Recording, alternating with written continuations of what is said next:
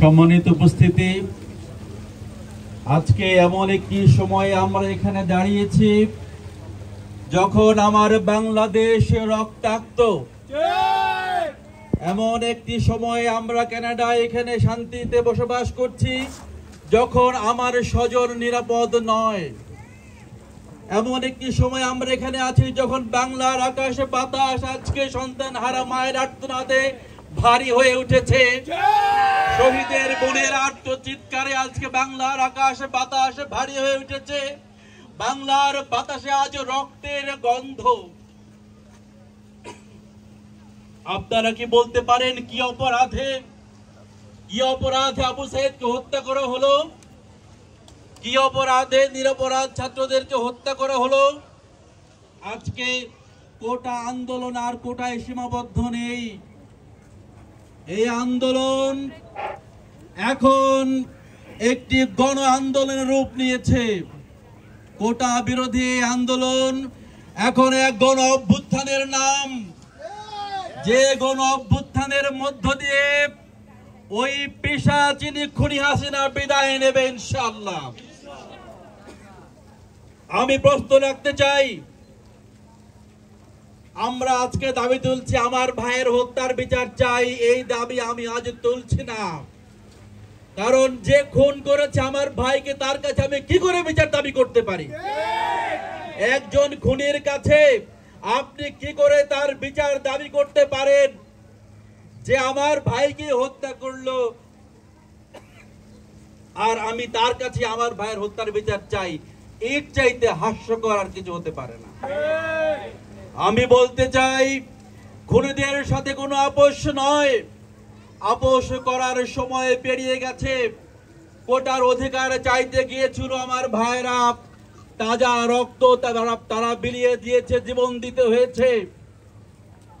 আজকে সেই আপনি বলতেছেন আলোচনায় আসেন, আপনি কি পারবেন আবু সাইদের সঙ্গে আলোচনা করতে?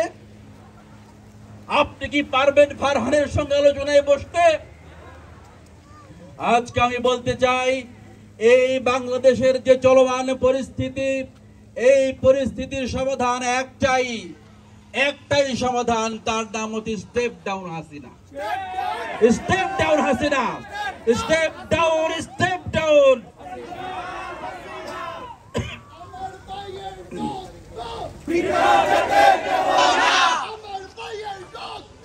আজকে আমি স্মরণ করে দিতে চাই, আপনি ক্ষমতায় এসেছিলেন 16 বছর আগে। 28 অক্টোবর পল্টনের লোকে বৈঠার তাণ্ডবের মধ্য দিয়ে আমরা ভুলি নাই। আপনি 2013 সালে হেফাজতে কয়েক হাজার নেতা কর্মীকে হত্যা করেছিলেন, ভুলি নাই। আপনি সেনাবাহিনীর চৌকস কর্মকর্তাদেরকে হত্যা করেছিলেন বিডিআর বিদ্রোহের নামে, আমরা ভুলি নাই। এর আগেও কোটা বিরোধী আন্দোলনে আপনি হত্যা করেছেন, নিরাপদ সড়ক চাই আন্দোলনে আপনি হত্যা করেছেন, এবং সেই একই হত্যার নেশায় আপনি মেতে উঠেছেন। আমি বলতে চাই, আর কত লাশ পড়লে আপনার কলেজে ঠান্ডা হবে?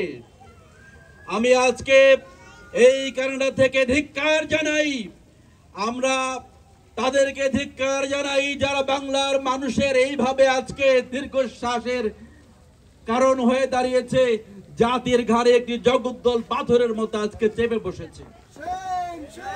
আসুন আমরা এখান থেকে ঐক্যবদ্ধ হই, যার যেখান থেকে আপনারা পারেন, যে প্ল্যাটফর্ম, সেই প্ল্যাটফর্ম থেকে আপনি আওয়াজ তুলুন। এবং আমার ধারণা আর অল্প কিছু সময়ের বাকি, এরপরেই নতুন ভোরের আকাশ আমরা দেখব, নতুন সূর্যোদয় দেখব, বাংলাদেশ আবার স্বাধীন হবে ইনশাআল্লাহ। এই আশাবাদ ব্যক্ত করে আমার বক্তব্য শেষ করছি। ওমা তৌফিক ইল্লা বিল্লাহ। আসসালামু আলাইকুম ওয়া রাহমাতুল্লাহ।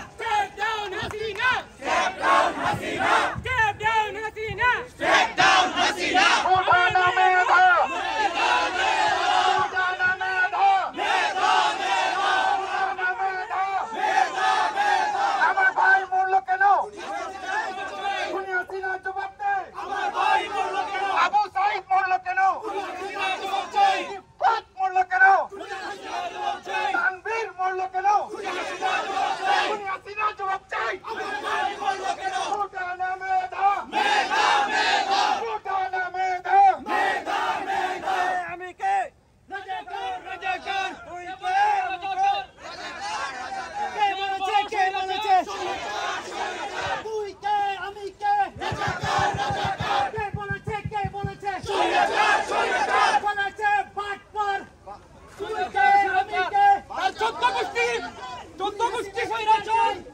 Next up, I will